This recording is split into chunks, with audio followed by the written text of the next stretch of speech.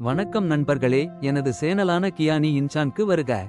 இன்றைய வீடியோவில் மனதின் விளையாட்டை பற்றி பேசுவோம். இறுதியில் மனதின் விளையாட்டை புரிந்து கொண்டவர் மாறிவிட்டார். இது உண்மையோ இல்லையோ இன்றைய வீடியோவில் நமக்கு தெரியும். எனவே நண்பர்களே, அதிக நேரத்தை வீணாக்காமல் இன்றைய கதையை தொடங்குவோம். இமயமலை அடிவாரத்தில் அமைந்திருக்கும் ஒரு சிறிய அமைதியான கிராமத்தில் அர்ஜுன் என்ற இளைஞன் வாழ்ந்தான். அர்ஜுன் தனது கூர்மையான அறிவுத்திறன் மற்றும் ஆர்வமுள்ள தன்மைக்கு பெயர் பெற்றவன். அவர் எப்போதும் வாழ்க்கையின் ஆழமான கேள்விகளுக்கான பதில்களை தேடிக்கொண்டிருந்தார். பெரும்பாலும் கிராம நூலகத்தில் மணிநேரம் செலவிடுவார் அல்லது ஆற்றங்கரையில் உள்ள பழங்கால ஆலமரத்தின் கீழ் தியானம் செய்வார். அவரது ஞானம் இருந்தபோதிலும் அர்ஜுன் அடிக்கடி அமைதியற்றவராக உணர்ந்தார். அவரது வாழ்க்கையில் ஏதோ ஒன்று இல்லாதது போல். ஒரு நாள் அவர் ஆற்றங்கரையில் அமர்ந்திருந்தபோது ஒரு வயதான முனிவர் அவரை அணுகினார். முனிவருக்கு நீண்ட வெள்ளை தாடி, ஞானத்தால் பிரகாசிக்கும் கண்கள் மற்றும் அமைதியான நடத்தை இருந்தது. அது உடனடியாக அர்ஜுனை நிம்மதியடையச் செய்தது. இளைஞனே, முனிவர் கூறினார், நீ எதையோ தேடுகிறாய் என்று எனக்கு தெரிகிறது. நீ எதை தேடுகிறாய்?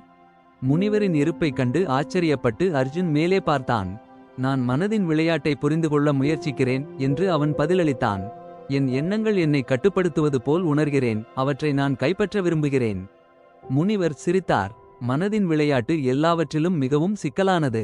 அதை புரிந்து கொள்ள நீங்கள் முதலில் அதை கவனிக்க வேண்டும். என்னுடன் வாருங்கள், நான் உங்களுக்கு கற்பிப்பேன். அர்ஜுன் முனிவரை பின்தொடர்ந்து காட்டின் ஆழத்தில் மறைந்திருந்த ஒரு சிறிய ஆசிரமத்திற்கு சென்றான். ஆசிரமம் அமைதி மற்றும் அமைதியின் இடமாக இருந்தது. பசுமையாலும் இயற்கையின் இனிமையான ஒலிகளாலும் சூழப்பட்டது. முனிவர் அர்ஜுனை மற்ற சீடர்களுக்கு அறிமுகப்படுத்தி தனது போதனைகளை தொடங்கினார். மனம் ஒரு நதி போன்றது என்று முனிவர் விளக்கினார். அது தொடர்ந்து பாய்கிறது, தன்னுடன் எண்ணங்கள், உணர்ச்சிகள் மற்றும் ஆசைகளை சுமந்து செல்கிறது. நீங்கள் நதியை நிறுத்த முயற்சித்தால் அது மேலும் கொந்தளிப்பாக மாறும். ஆனால் நீங்கள் அதை நியாயந்தீர்க்காமல் கவனிக்க கற்றுக்கொண்டால் அதன் இயல்பை புரிந்து கொள்ளத் தொடங்குவீர்கள். அர்ஜுன் கவனமாக கேட்டான், கற்றுக்கொள்ள ஆர்வமாக இருந்தான். முனிவர் அவருக்கு தியானக் கலையை கற்றுக் கொடுத்தார். அமைதியாக அமர்ந்து தனது எண்ணங்களை அவற்றுடன் பற்றாமல் கவனிக்க வழிகாட்டினார். முதலில் அர்ஜுனுக்கு அது கடினமாக இருந்தது. அவனது மனம் ஒரு காட்டுக்குதிரையைப் போல எல்லா திசைகளிலும் பாய்ந்து கொண்டிருந்தது. ஆனால் பயிற்சியின் மூலம் அவன் தனது எண்ணங்களிலும் உணர்ச்சிகளிலும் உள்ள வடிவங்களை கவனிக்கத் தொடங்கினான். ஒருநாள் மாலை நீண்ட தியானத்திற்குப் பிறகு அர்ஜுன் முனிவரை அணுகினார். நான் என் எண்ணங்களை கவனித்து வருகிறேன் என்று அவர் கூறினார். ஆனால் அவை இன்னும் என்னை கட்டுப்படுத்துவது போல் உணர்கிறேன். என் மனதை நான் எப்படி கட்டுப்படுத்த முடியும்? முனிவர் தலையசைத்தார். விழிப்புணர்வு என்பது முதல் படி. உங்கள் எண்ணங்களை நீங்கள் அறிந்தவுடன் உங்களுக்கும் அவற்றுக்கும் இடையில் ஒரு இடைவெளியை உருவாக்குகிறீர்கள். இந்த இடத்தில்தான் உண்மையான சுதந்திரம் உள்ளது. நான் உங்களுக்கு காட்டுகிறேன். முனிவர் அர்ஜுனுக்கு ஒரு சிறிய கண்ணாடியை கொடுத்தார். இந்த கண்ணாடியை பார்த்து நீங்கள் என்ன பார்க்கிறீர்கள் என்று சொல்லுங்கள். அர்ஜுன் கண்ணாடியை பார்த்து தனது பிரதிபலிப்பை கண்டார். நான் என்னை பார்க்கிறேன் என்று அவர் கூறினார். இப்போது உங்கள் கண்களை மூடிக்கொண்டு உங்கள் மனதில் உள்ள கண்ணாடியை கற்பனை செய்து பாருங்கள் என்று முனிவர் அறிவுறுத்தினார். உங்கள் எண்ணங்களை கண்ணாடியின் மேற்பரப்பில் தோன்றும் படங்களாக கற்பனை செய்து பாருங்கள். உங்கள் பிரதிபலிப்பை கவனிப்பது போல அவற்றை நியாயப்படுத்தாமல் கவனியுங்கள். அர்ஜுன் கண்களை மூடிக்கொண்டு சொன்னபடி செய்தான். அவன் தன் எண்ணங்களை வானத்தில் மேகங்கள் போல தோன்றி மறையும் விரைவு பிம்பங்களாக கண்டான். முதல் முறையாக அவற்றிலிருந்து ஒரு பற்றற்ற உணர்வை உணர்ந்தான். இப்போது எனக்கு புரிகிறது என்று அவன் சொன்னான். என் எண்ணங்கள் நான் அல்ல, அவை வெறுமனே கடந்து செல்லும் நிகழ்வுகள். முனிவர் சிரித்தார். சரியாக. இதை புரிந்து கொண்டவுடன் நீங்கள் மனதின் விளையாட்டில் தேர்ச்சி பெறத் தொடங்குகிறீர்கள். நாட்கள் வாரங்களாக மாறியதால் அர்ஜுன் தியானத்தையும் சுய கண்காணிப்பையும் தொடர்ந்து பயிற்சி செய்தார். வெளிப்புற நிகழ்வுகளுக்கு பதிலளிக்கும் விதமாக சில எண்ணங்களும் உணர்ச்சிகளும் எவ்வாறு எழும் என்பதை அவன் கவனிக்கத் தொடங்கினான். ஒரு நாள் ஒரு அற்ப விஷயத்தில் மற்றொரு சீடருடன் வாக்குவாதம் செய்தான். பின்னர் அவன் கோபத்தையும் விரக்தியையும் உணர்ந்தான். அன்று மாலை அவன் முனிவரை அணுகினான். இன்று நான் என் கோபத்தை இழந்தேன் என்று அவன் ஒப்புக்கொண்டான். அது தவறு என்று எனக்கு தெரியும், ஆனால் என்னால் அதை தவிர்க்க முடியவில்லை. என் உணர்ச்சிகளை நான் எப்படி கட்டுப்படுத்துவது? முனிவர் தலையசைத்தார். உணர்ச்சிகள் கடலில் அலைகள் போன்றவை. அவை உயர்ந்து விழுகின்றன, ஆனால் கடல் மாறாமல் உள்ளது. உன் உணர்ச்சிகளை கட்டுப்படுத்த நீ அவற்றை விட்டுவிடக் கற்றுக்கொள்ள வேண்டும். நான் உனக்கு காட்டுகிறேன். முனிவர் அர்ஜுனனை ஆற்றுக்கு அழைத்துச் சென்று ஒரு இலையை கொடுத்தார். இந்த இலையை தண்ணீரில் வைத்து அது மிதப்பதை பார். அர்ஜுன் சொன்னபடியே செய்தார். இலை பார்வையிலிருந்து மறையும் வரை கீழ்நோக்கி நகர்வதை பார்த்து கொண்டிருந்தார். இதன் அர்த்தம் என்ன? என்று அவர் கேட்டார். இலை உங்கள் உணர்ச்சிகளை குறிக்கிறது என்று முனிவர் விளக்கினார். நீங்கள் அவற்றை பிடித்துக் கொள்ளும்போது அவை உங்களை எடைபோடுகின்றன. ஆனால் நீங்கள் அவற்றை விட்டுவிடும்போது அவை பாய்ந்து சென்று உங்களை நிம்மதியாக விட்டுவிடுகின்றன.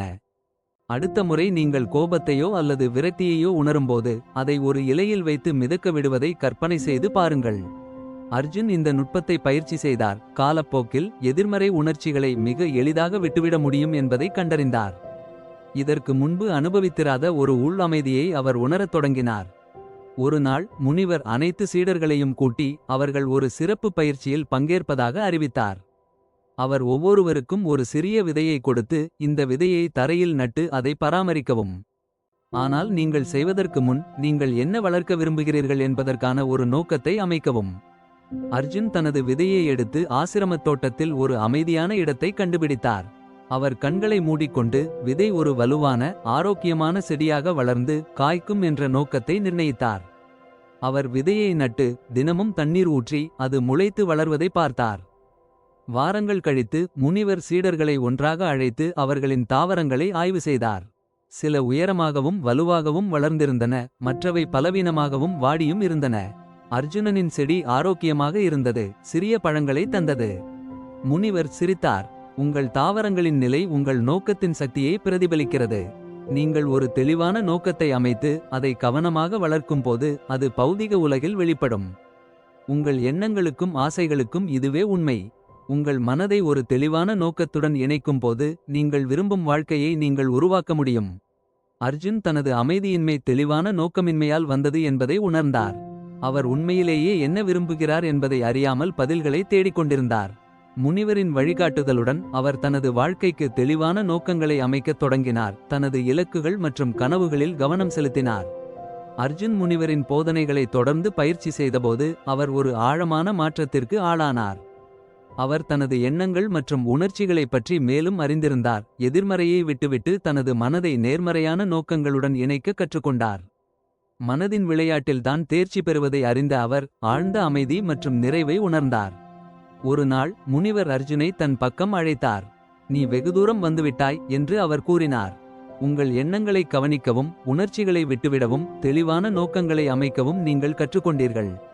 இப்போது நீங்கள் உலகிற்கு திரும்பி நீங்கள் கற்றுக்கொண்டதை பகிர்ந்து கொள்ள வேண்டிய நேரம் இது. அர்ஜுன் தயங்கினார். ஆனால் நான் இன்னும் கற்றுக்கொள்ள வேண்டியது அதிகம் என்று உணர்கிறேன். முனிவர் சிரித்தார். சுய கண்டுபிடிப்பு பயணம் முடிவற்றது. ஆனால் அதை வழிநடத்துவதற்கான கருவிகளை நீங்கள் பெற்றுள்ளீர்கள். முன்னோக்கிச் சென்று மற்றவர்களுக்கு மனதின் விளையாட்டை புரிந்துகொள்ள உதவுங்கள். அர்ஜுன் தனது கிராமத்திற்கு திரும்பினார். அங்கு அவர் அரவணைப்புடனும் ஆர்வத்துடனும் வரவேற்கப்பட்டார். கிராமவாசிகள் அவரில் ஒரு மாற்றத்தை கவனித்தனர், அவரது இருப்பிலிருந்து வெளிப்படும் அமைதி மற்றும் தெளிவு. அவர்கள் அவரை சுற்றி கூடினர், அவரது பயணத்தை பற்றி கேட்க ஆர்வமாக இருந்தனர். அர்ஜுன் முனிவரின் போதனைகளை பகிர்ந்து கொண்டார். கிராம மக்களை தியானத்திலும் சுய கவனிப்பிலும் வழிநடத்தினார். அவர்களின் எண்ணங்களை அறிந்து கொள்ளவும் எதிர்மறை உணர்ச்சிகளை விட்டுவிடவும் அவர்களின் வாழ்க்கைக்கு தெளிவான நோக்கங்களை அமைக்கவும் அவர் அவர்களுக்கு கற்றுக் கொடுத்தார். மெதுவாக ஆனால் நிச்சயமாக கிராமம் மாறத் தொடங்கியது. மக்கள் அதிக கவனத்துடன் இரக்கத்துடன் தங்கள் இலக்குகளில் கவனம் செலுத்தினர். ஒரு நாள் ஒரு பழைய நண்பர் அர்ஜுனை அணுகினார். நீ மாறிவிட்டாய் என்று அவர் கூறினார். நீ மிகவும் அமைதியாக இருக்கிறாய் போல. நீ அதை எப்படி செய்தாய்? அர்ஜுன் சிரித்தார்.